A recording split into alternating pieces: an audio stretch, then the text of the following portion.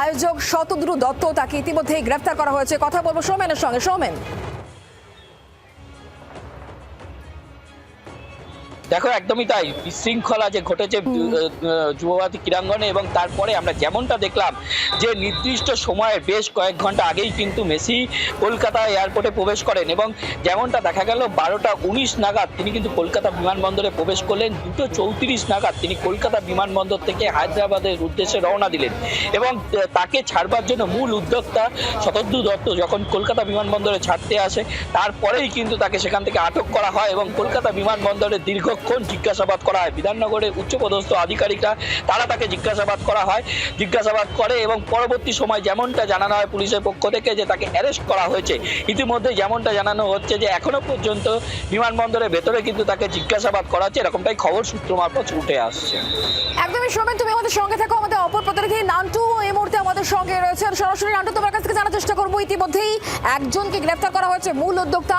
এখনো পর্যন্ত পুলিশ তদন্ত কতদূর এগিয়ে নিয়ে গেল? কারণ পুরোটার ভেতরে এই মুহূর্তে পুলিশ ঢুকতে চাইছে, কারণ কোথায় গলদ ছিল সেটাই এই মুহূর্তে জানার চেষ্টা করা হচ্ছে।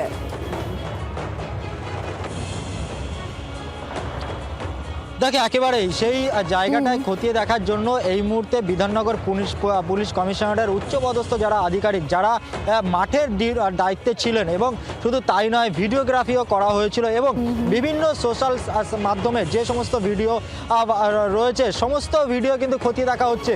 অর্থাৎ এই ঘটনা কি থেকে ঘটলো, কি কারণে ঘটলো। যদিও যারা দর্শক ছিল তাদের যেটা বক্তব্য ছিল যে তারা মেসিকে দেখতে এসেছিল, কিন্তু সেই মেসিকে তারা দেখতে পারেনি। কেন?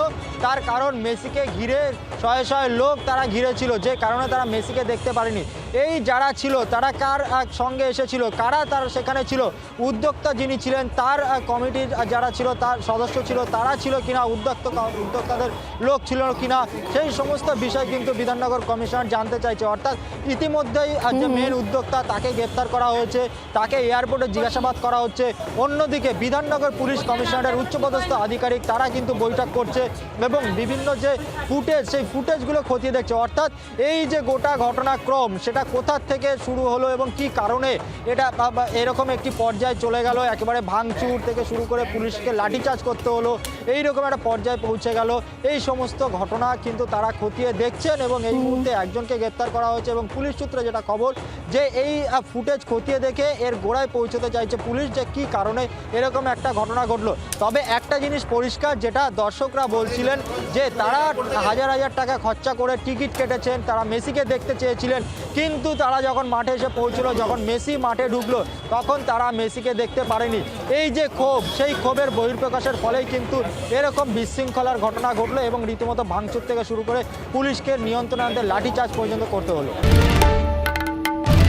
বাংলার আওয়াজ, বাঙালির আবেগ, জি 24 ঘন্টা।